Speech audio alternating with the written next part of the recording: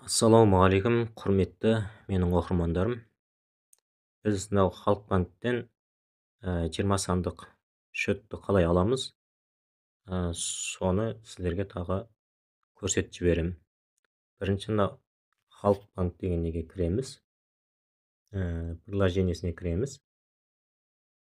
Онан кейін біз мынау неге бассақ болады, астындағы мына шот деген жерге басайық.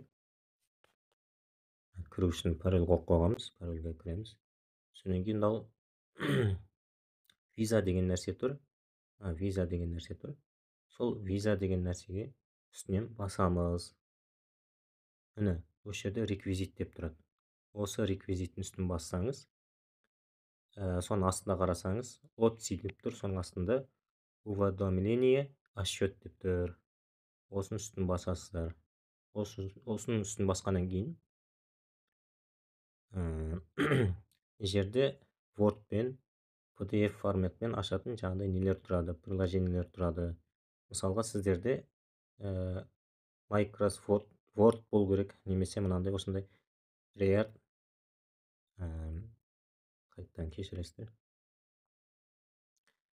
R деген бар ғой, сондай нәрсе тұру керек. Мысалы, соның үстін басып көрейік. Мына осы жерде сіздердің шоттарыңыз көрінеді. Осыны өзіңіз поделиться жасауыңыз болады. Үстінен бір рет басып қалсаңыз, шетінде жоғары жағында 3 точка болады. Міне 3 точка. Сол 3 точкасын бассаңыз, поделиться файлом деп тұрады. Соның үстінен бассаңыз, WhatsApp арқылы, Telegram арқылы, мысалға, WhatsApp арқылы жаңағыдай не істеуге болады, поделиться жасауға болады. Рахмет тыңдағандарыңызға.